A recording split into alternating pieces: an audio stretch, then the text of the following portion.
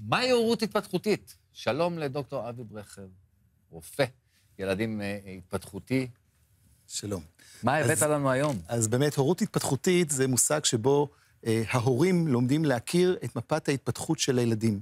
ואם ההורה יודע להכיר מה בכל גיל וגיל מצופה מילד לעשות בתחומי התפתחות שונים, אז הוא יכול לכוון יותר את ההורות שלו לכך שהפעילויות וכל הזמן הקצוב שיש להורה ילד, במיוחד בעידן שלנו, הוא באמת מתועל בצורה נכונה. ואז אתה יכול לבחור משחקים או סיפורים או כל מיני פעילויות שאתה עושה אותם בצורה יותר מותאמת לילד. רק בתוך הבית או בכלל לחוץ חוגים וכאלה? זה נכון לכל התחומים. אם נמנה קצת את התחומים של התפתחות... סליחה, שאני כותב לך, אבי, אבל אתה לבוש כאילו צהוב כחול, כי אתה פשוט מפחד מלירן כל הזמן. אני עכשיו שמתי לב, פתאום אין פה הפועל. אני פשוט אוהב את כל הצבעים. סליחה, הוא פשוט הבין.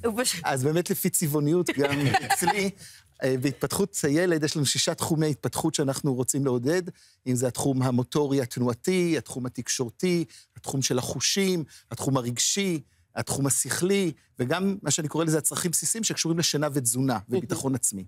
אז מה שחשוב שאני ממש בימים אלה מוציא לאור קורסים דיגיטליים שבהם מלידה עד גיל 6, לכל גיל וגיל באופן ייעודי וייחודי, יש באמת את כל הפירוט שלה... וכמה מפגשים הדבר הזה? זה לא מפגשים, זה קורסים שאנשים רוכשים הביתה, לצד זה שהם יכולים גם להתלוות לליווי שלי בתוך זה. מקבלים גם לוח שבועי שבו הם יכולים גם... כי העיקרון הוא שבכל יום מימות השבוע, 6 ימים, שבת זה מנוחה, אני מקדיש את היום לתחום התפתחותי מסוים. וככה אני לא מפספס שום תחום התפתחות. זה בכלל שאנחנו יוצאים סדר יום שבועי קבוע, זה מאוד... קבוע לילדים, ברור. לא, זה שגרה, בראש ובראשונה, תחושת ביטחון, הילד כבר יודע למה לצפות, אבל גם לנו ההורים זה עושה יותר סדר, זה יותר... כן, ואז אולי לא שואל אותה, אמא, מה עושים היום? נכון. נכון, אני יכול לגשת למקרר, ולפי הצבעים לראות כבר לבד בדיוק מה מתוכנן.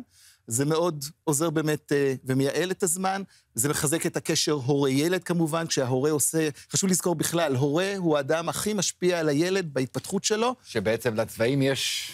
משמעות לכל צבע וצבע? לא, זה בסופו של דבר לקחת את 6 צבעים, לא... אין להם סוג של אינדיקציה של כל צבע מה הוא אומר. לא, למרות שאני כן, לפי תרבויות שונות, יש כן בחירות, אבל זה פחות רלוונטי לילדים עצמם.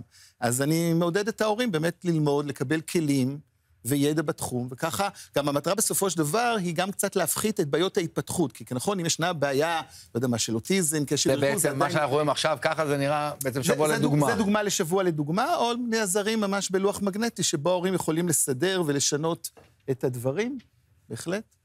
ובעצם זה גם כאילו, אתה יודע, זה התפתחות גם של הילד וגם של ההורה. של ההורים בסופו של דבר. נכון, כעניין, ההורה מתפתח ביחד עם הילד בכל גיל וגיל, וצריך להיזהר, לא להישאר תקועים, כי לא פעם הילדים לא מתפתחים כהורה או תקוע בעוד שלב. כן, או אתה יודע, לא משנה, אפילו במטרנה, עוד רגיל לתת את הבקבוק שהילד כבר צריך להתקדם הלאה. כן. אז בהחלט.